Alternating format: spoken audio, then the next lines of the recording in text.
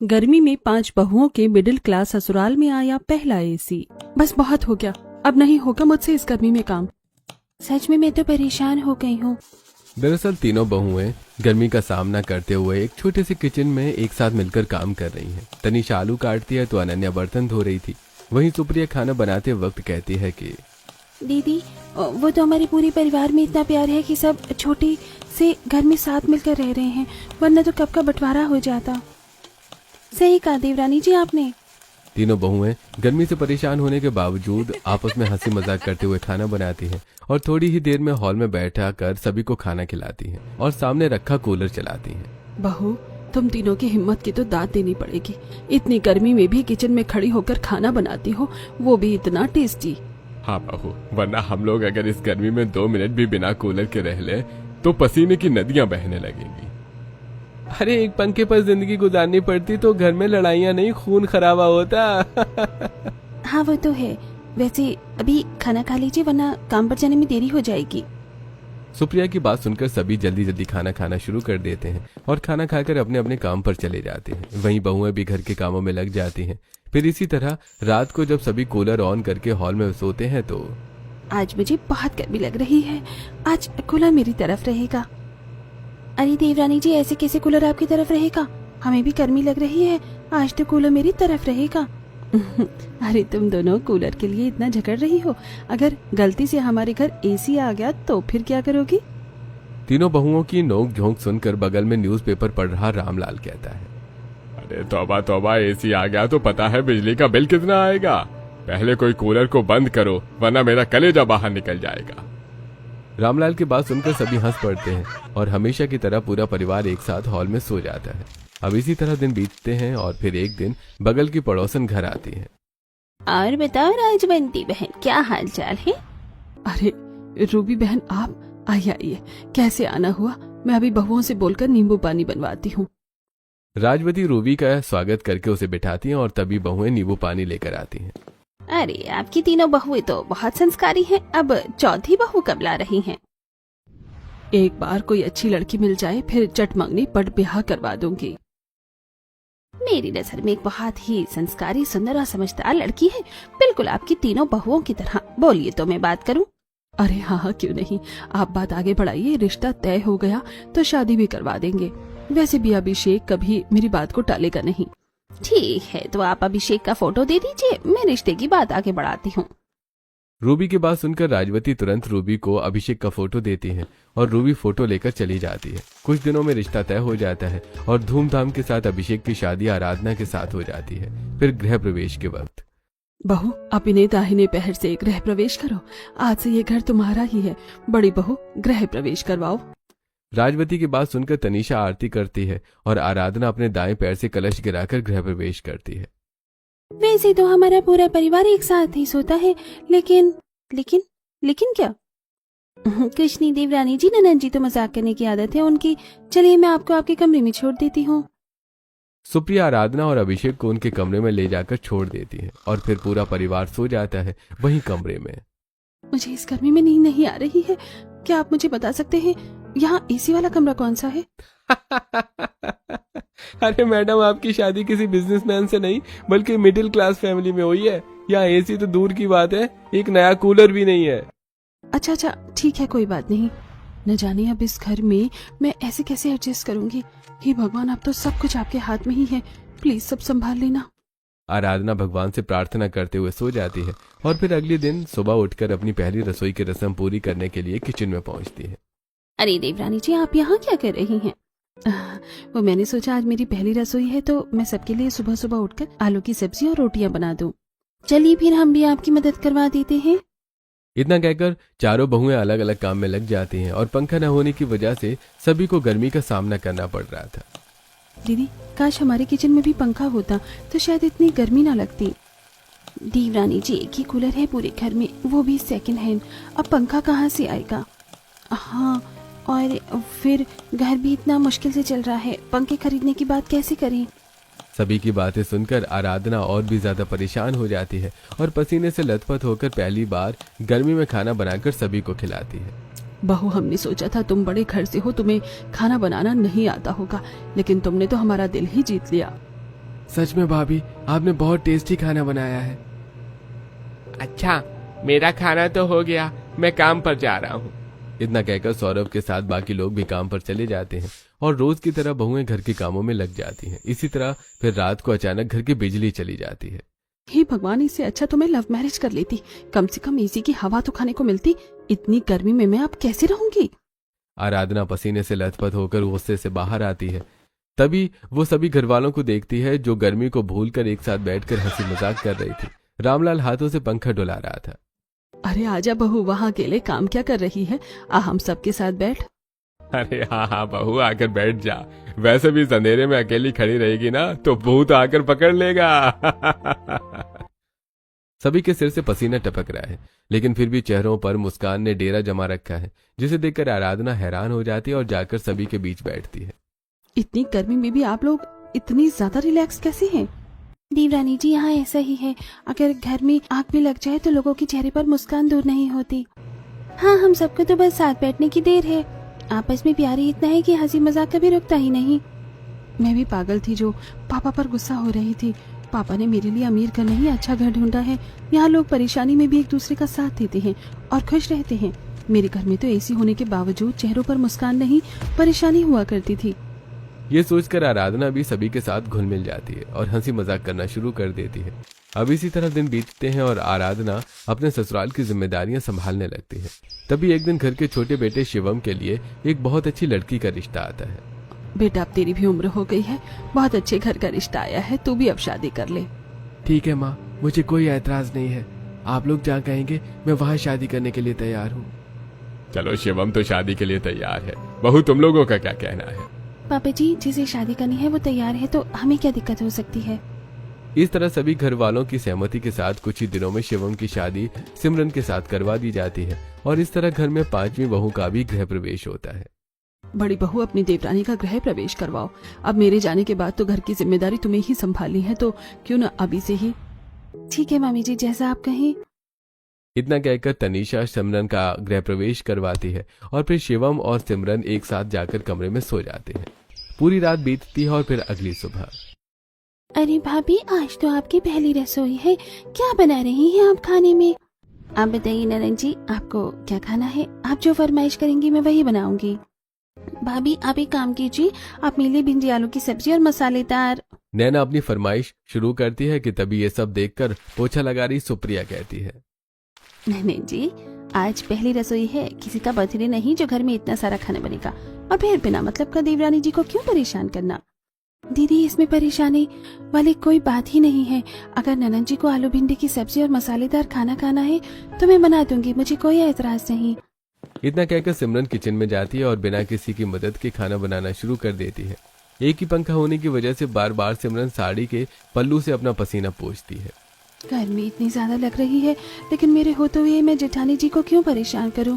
और फिर भले मेरे घर में एसी था लेकिन प्यार नहीं, और फिर कुछ पानी के लिए खोना भी पड़ता है।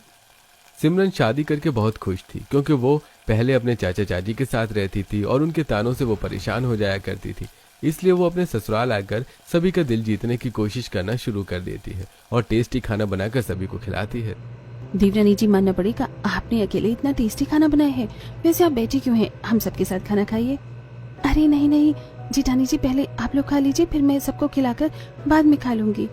बहू, गर्मी में बार बार खाना गर्म करने की क्या जरूरत है?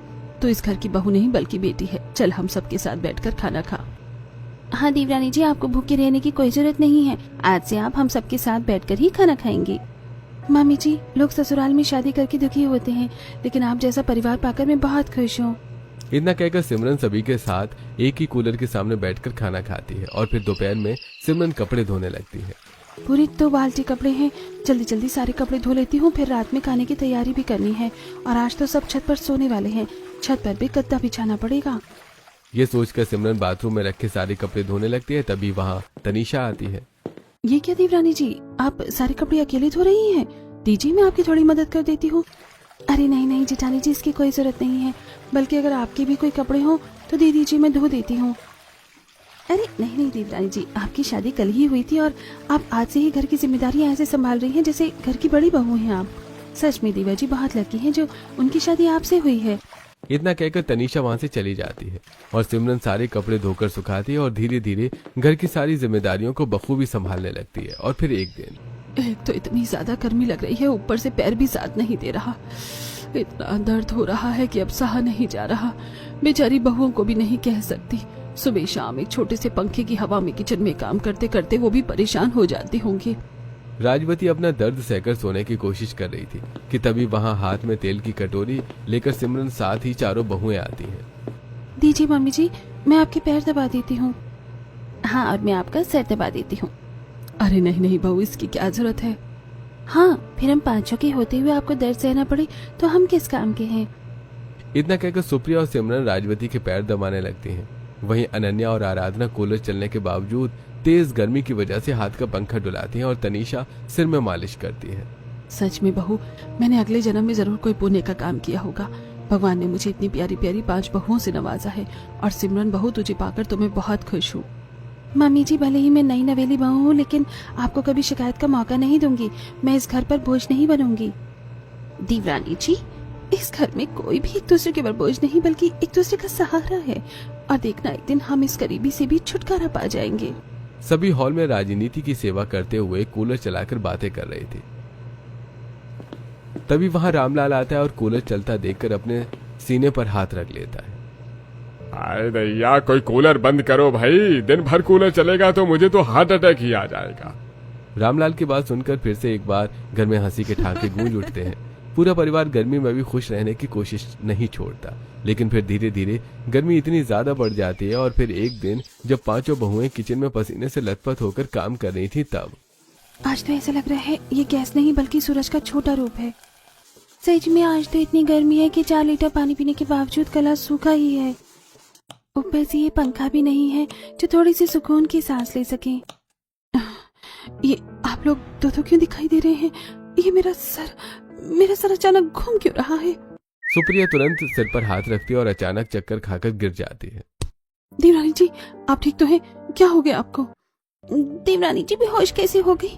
अरे कोई डॉक्टर को बुलाओ, कहीं इनकी तबीयत ज्यादा न बिगड़ जाए। हाँ, मैं बुलाती हूँ डॉक्टर को। आप लोग इन्हें बाहर लेकर जाइए। सिमरन तुरंत डॉक्टर को फोन करके बुलाती है। सभी लोग सुप्रिया को ले जाकर हॉल में रखे छोटे से कूलर के सामने लेटाते हैं। देखिए, घबराने की तो कोई बात नहीं है। आप सब लोग थोड़ा पीछे जाइए, मैं अभी इनका चेकअप करता हूँ। डॉक्टर की बात सुनकर सभी पीछे हो जाते हैं और घर में तनाव होने की वजह से सिमरन फोन करके घर के सभी मर्दों को भी बुला लेती है। और फिर थोड़ी देर बाद, डॉक्टर क्या हुआ? सुप्रिया ठीक तो है ना? उसे कुछ हुआ तो नहीं ना? वो बेहोश क्यों हो गई? देखिए, ज्यादा घबराने की बात नहीं है, लेकिन गर्मी की वजह से इन्हें डिहाइड्रेशन हो गया है। मैं दवाई देकर जा रहा हूँ, शाम तक होश आ जाएगा। और जितना हो सके आप लोग इनका ध्यान रखिएगा। इतना कहकर डॉक्टर दवाई देकर वहां से चले जाते हैं। और कुछ ही देर बाद जब सुप्रिया को होश आता है तो, सुप्रिया तुम ठीक तो हो ना? हाँ, घबराइए मत, मैं पूरी तरह से ठीक हूँ। मुझे बस थोड़ा चक्कर आ गया था गर्मी की वजह से। सुप्रिया की बात सुनते ही सभी राहत की सांस लेते हैं, लेकिन ये सब देखकर आराधना को बहुत गुस्सा आता है। और फिर रात को, क्या हुआ आराधना? सुबह से तुम इतनी गुस्से में क्यों हो? कोई बात है क्या? क्या फायदा आपको बात बताकर? कौन सा आप मेरी परेशानी दूर कर देंगे? अरे एक बार तुम कहो तो सही, आखिरकार बात क्या है? आपको पता नहीं है क्या हुआ है? आप 5 भाई हैं, उसके बावजूद आप लोग घर में एक एसी नहीं ला सकते हैं। गर्मी में काम करने की वजह से आज जेठानी जी बेहोश हो गई है, कल मैं बेहोश हो जाऊंगी। आप लोगों को तो अपनी पत्नियों की जरा सी भी फिक्र नहीं है। हम दिन भर रसोई की आग में जलते हैं, लेकिन हमारी परवाह किसी को नहीं है। इतना कहकर आराधना वहां से चली जाती है और अभिषेक परेशान होकर छत पर जाता है, जहाँ उसके चारों भाई बैठकर आपस में बातें कर रहे थे। आज जो हुआ शायद वो नहीं होना चाहिए था। गर्मी की वजह से हमारी पत्नियों को कितना सब कुछ झेलना पड़ता है। सच में, अगर मैंने सुप्रिया की जरूरतों का ध्यान रखा होता तो शायद आज सुप्रिया की ये हालत ना होती। भैया, बात सिर्फ एक एसी की ही है, क्यों ना हम एसी खरीद लें? अरे तू पागल हो गया क्या? तुझे पता भी है एसी कितने रुपए का मिलता है? हमारे पास इतने पैसे कहाँ से आएंगे? भैया, हम सबके पास थोड़े थोड़े पैसे जरूर होंगे, क्यों ना हम उन सबको इकट्ठा करके गिनती करें, क्या पता एसी खरीदने के पैसे हो जाएं। शिवम की बात सुनते ही सब अपने अपने कमरे की तरफ दौड़ पड़ते हैं और कोई गुल्लक लेकर आता है तो कोई पर्स लेकर आता है और सभी मिलकर पैसे गिनने लगते हैं। पैसे कम हैं लेकिन पर्याप्त हैं। हम थोड़ी ज्यादा मेहनत करेंगे, लेकिन हर दिन अपने परिवार वालों को गर्मी से तड़पता नहीं देख सकते। एसी इंस्टॉलमेंट पर भी तो खरीद सकते हैं ना? भैया ने बिल्कुल सही कहा। हम पांचों मिलकर अगर अपने घर वालों को एक एसी तक नहीं खरीद कर दे सकते तो फिर हम कैसे पति और कैसे बेटे। ठीक है, तो फिर कल ही हम एसी इंस्टॉलमेंट में ऑर्डर करेंगे। ये फैसला लेकर पांचों भाई हॉल में आकर सो जाते हैं और फिर अगले दिन सभी बहुएं हमेशा की तरह काम पर लग जाती हैं। दीदी आपकी तबीयत ठीक नहीं है, हम मिलकर काम कर लेंगे, आप जाकर आराम कीजिए। हाँ सुप्रिया तुम जाओ, हम काम संभाल लेंगे। सच में जेठानी जी, देवरानी के रूप में मुझे बहनें मिली हैं, बहनें। इतना कहकर सुप्रिया जाकर आराम करती है और चारों बहुएं मिलकर घर का सारा काम करती हैं और फिर दोपहर को सभी के साथ बैठकर हॉल में कूलर के सामने खाना खाना शुरू करती हैं। तभी दरवाजे की घंटी बजती है। इस वक्त दोपहर में कौन आया होगा? चलो चलकर देखते हैं। हाँ दीदी चलिए, हम भी चलते हैं। पता तो चले आखिरकार बाहर इतना शोर किस बात का है। ये सोचकर पूरा परिवार दरवाजा खोलकर बाहर आता है जहाँ एक बड़ा सा टेम्पो खड़ा था और आसपास के लोग बातें कर रहे थे। अरे इतना बड़ा पार्सल किसने मंगाया है? जरूर इसके अंदर एसी होगा। अरे नहीं नहीं, पार्सल हमारे मोहल्ले में मिडिल क्लास फैमिली का है, एसी थोड़ी हो सकता है। लेकिन फिर पार्सल भी तो इतना बड़ा है, जरूर इसमें कूलर होगा। तभी पूरा परिवार आगे बढ़ता है और टेम्पो वाले से पूछता है, भैया ये किसका पार्सल है? आप लेकर आ गए हैं, हमें तो कुछ नहीं मंगाया। आपके परिवार में से ही किसी ने मंगवाया होगा क्योंकि मुझे एड्रेस यहीं का दिया हुआ है। क्या आप लोगों में से किसी ने मंगवाया है? देखकर तो एसी लगता है। नहीं, हमने नहीं मंगवाया, हमारे पास इतने पैसे थोड़े ना है। देखिए मैडम, हमारा काम था पार्सल पहुंचाना, अब चाहे किसी ने भी मंगवाया हो, एड्रेस आपका दिया हुआ है तो अब आप इसको लेना ही आपको पड़ेगा। इतना कहकर टेम्पो वाला एसी घर के बाहर उतार कर चला जाता है। आखिरकार ये एसी किसने भेजा होगा? हम इसे अंदर घर के कैसे लेकर जाएं? अब हम इन्हें बता भी नहीं सकते कि एसी किसी और ने नहीं बल्कि हमने मंगवाया है। क्या हुआ दिव्या जी, क्या सोच रहे हैं आप? अरे नहीं कुछ नहीं। वैसे भाभी, जब एसी आ ही गया है तो क्यों ना हम इसे घर के अंदर भी लेकर चलें? हाँ, क्या पता भगवान ने इस भरी गर्मी में हम पर तरस खाकर हमारी मदद की हो। क्यों ना हम इसे घर में लगवा लें। पापा आइडिया बुरा नहीं है, मैं अभी एसी वाले को फोन करता हूँ। इतना कहकर तरुण तुरंत एसी वाले को फोन करता है और एसी लगवाने के लिए घर बुलाता है। मुझे यकीन नहीं हो रहा कि हमारे घर में भी एसी लगेगा। हाँ, हमारे घर का पहला एसी, अब गर्मी में हमें परेशान नहीं होना पड़ेगा। पूरे घर में खुशी का माहौल था। तभी एसी वाला आता है और एसी लगाने के लिए घर की वायरिंग चेक करता है। अरे इस घर में तो एसी लग ही नहीं सकती। क्या आप क्या कर रहे हैं और ऐसा क्यों? घर बहुत पुराना होने की वजह से वायरिंग खराब हो गई है। एसी का कनेक्शन बिठाने की वजह से शॉर्ट सर्किट भी हो सकता है। तो क्या हमें एसी लगवाने के लिए घर बदलना पड़ेगा? अरे नहीं, घर पर बदलने की जरूरत नहीं है, लेकिन वायरिंग जरूर बदलनी पड़ेगी और ज्यादा खर्चा नहीं, बस 20,000 रुपए का खर्चा आएगा। रमेश की बात सुनते ही सभी का गला सूख जाता है और रमेश वहां से चला जाता है। अरे छोड़ो सब, उदास मत हो, इस एसी को ले जाकर स्टोर रूम में रख दो। बहू, जब वायरिंग नहीं तो एसी किस काम का है। सभी के सामने 2 मिनट में सपने चूर चूर हो जाते हैं और सभी अलग अलग कमरों में जाकर बैठ जाते हैं। तभी पांचों भाई एक कमरे में बैठकर बातें करने लगते हैं। हमने सोचा था एसी मंगवा लेंगे तो परेशानी दूर हो जाएगी, लेकिन यहाँ तो एक और बड़ा खर्चा सामने आ गया। सच में हमने अपनी पत्नियों के बारे में सोचा तो सही, लेकिन क्या फायदा इस सोच का जब उनकी कोई मदद ही नहीं हुई हो। मैं ही पागल था जो एक मिडिल क्लास फैमिली से होने के बावजूद एसी के सपने देख बैठा। तभी आराधना कमरे के बाहर से गुजरते हुए सारी बातें सुन लेती है। मैं इन्हें न जाने कितना भला बुरा कहा और इन्होंने मेरे बारे में इतना सोचा, अब मुझे भी कुछ करना पड़ेगा। आराधना दूसरे कमरे में बैठी सभी बहुओं के पास जाती है और उन्हें सारी बातें बताती है। हमारे पतियों ने हमारे लिए एफर्ट किया, वो भी चुप कर। क्यों ना हम भी इस घर के लिए कुछ करें। हाँ, मैं भी यही सोच रही हूँ। हम 5 जन हैं, अगर हम थोड़े थोड़े पैसे भी कमाए तो घर में काफी मदद होगी। मुझे क्राफ्ट आता है। हाँ, और फिर मुझे सिलाई अच्छे से आती है। हम कल से इन सारी चीजों की शुरुआत करेंगे। आखिरकार हमारे पतियों ने भी तो हमारे बारे में इतना सब कुछ सोचा है।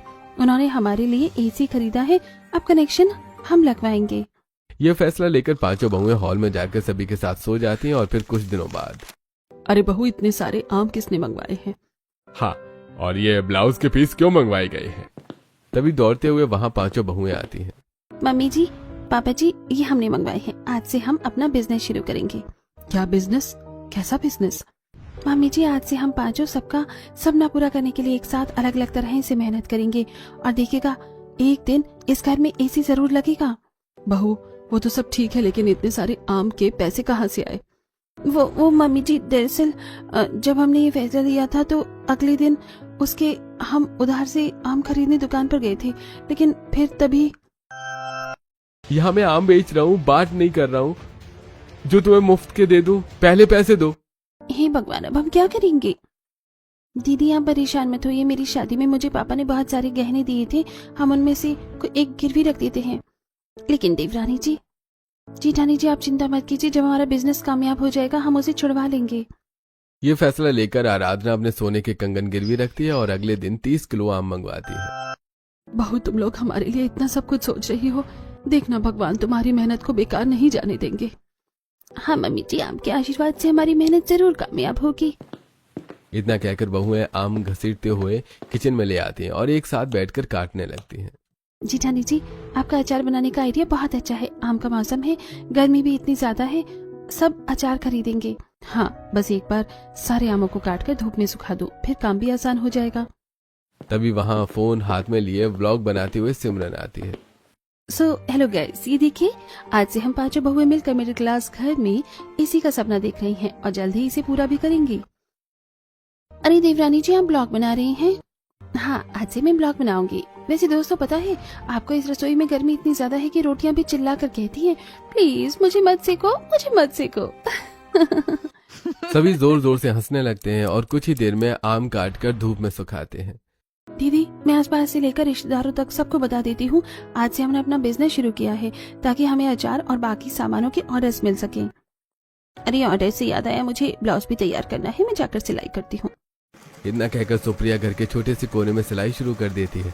इसी तरह कुछ दिन बीतते हैं और फिर जब ऑर्डर आना शुरू हो जाते हैं तब इतने सारे आम के अचार क्यों बनाए हैं?